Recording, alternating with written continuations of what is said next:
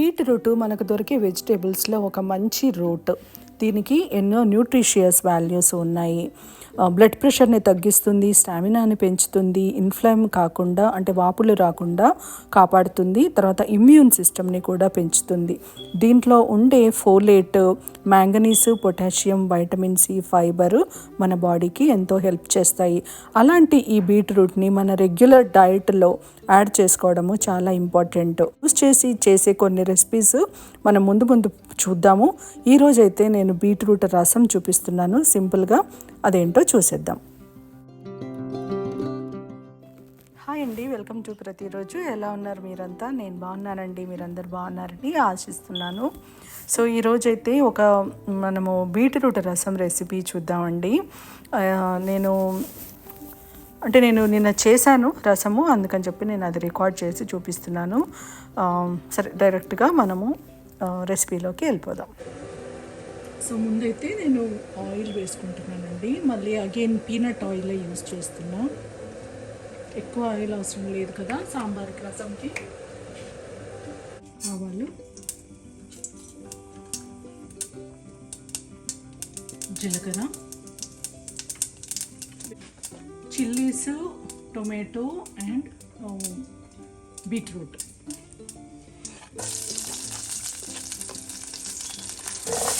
ఇక్కడ నేను full beetroot ఒకటి యూజ్ చేశానండి, కొంచెం మీడియం సైజ్ అనమాట.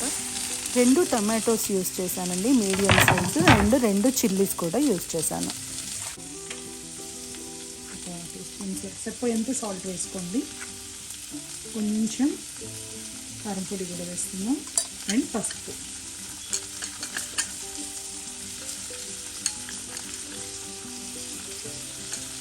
నా యూనివర్సల్ పేస్ట్ అనమాట. నా ప్రీవియస్ వీడియోస్ మీరు చూసి ఉంటే మీకు తెలుస్తుంది యూనివర్సల్ పేస్ట్ ఏంటో. ఇది హోమ్ మేడ్ పేస్ట్. సో ఈ పేస్ట్ని ఒక స్పూన్ వరకు వేస్తున్నాం. సో దీంట్లో మనకి ginger garlic paste, onion, chilli అవన్నీ ఉంటాయండి.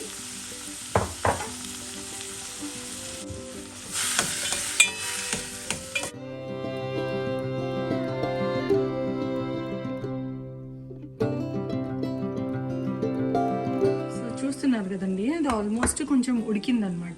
ఇప్పుడు దీంట్లోకి నేను ఇది వాటర్ వేసేస్తున్నా. మనకు కావాల్సినంత రసం మనం ఎంత చేసుకుంటామో అంత రసం వాటర్ వేసేసుకోండి, హాట్ వాటర్. ఓకే. సో చింతపండు పేస్ట్, రెడీ చేసుకున్న చింతపండు పేస్ట్ అందులోకి వేసేసుకుంటున్నాను.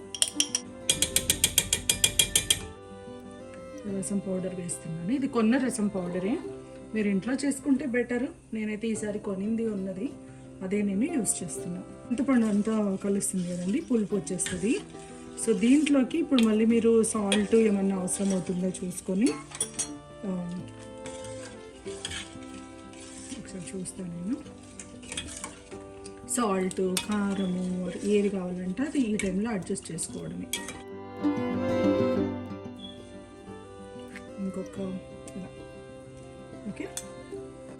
ఇలాంటి కెటిల్ ఉంటే కనుక మీరు కుకింగ్ చేసేటప్పుడు మీకు కుకింగ్లో వాటర్ అవసరం అవుతుంది అని కనుక, అంటే మీ రెసిపీస్ మీకు తెలుస్తుంది కదా ముందే, మీకు ఓకే హాట్ వాటర్ అవసరం అవుతుంది అని అన్నప్పుడు ఆ కెటిల్లో వాటర్ పెట్టుకొని హీట్ చేసుకొని పెట్టుకోండి మీరు వంట చేసే ముందు.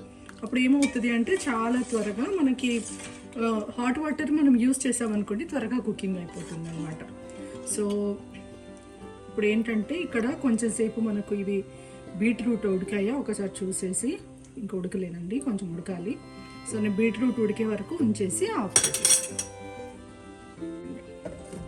ఇది ఉడకనివ్వండి. చిన్న మంట పెట్టేసేయండి, ఆ చిన్న మంటలో ఉడుకుతూ ఉంటుంది. పక్కకి బీరకాయ కర్రీ రెడీ అవుతుందండి. బీరకాయ కర్రీ కూడా నేను యాక్చువల్గా ఆనియన్స్ కట్ చేసేసి అంటే ఆనియన్స్ వేసిన తర్వాత నేను చెప్పాను కదా ఇలా ఆలిన్ మసాలా, హోల్ మసాలా పేస్ట్ చేసుకొని పెట్టుకుంటానండి. ఈ పేస్ట్ని అందులో 2 స్పూన్స్ అంటే 2 టేబుల్ స్పూన్స్ వరకు వేసేసి ఇంకా ఉప్పు కారము వేసేసుకొని నేను ఉడికిస్తున్నాను.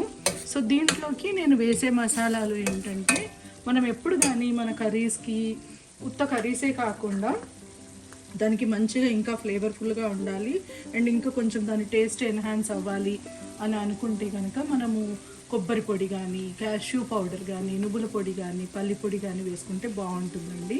ఇప్పుడైతే నేను home made veg curry masala వేస్తున్నాను. ఇక్కడ నేను ఇంట్లో చేసుకున్నాను ఇది. సో దీంట్లో నార్మల్ ఏనండి, నేను ఎప్పుడైనా చేసినప్పుడు చూపిస్తాను మీకు. ఇది ఒకటి వేసేస్తాను, మంచి టేస్ట్ వస్తుంది.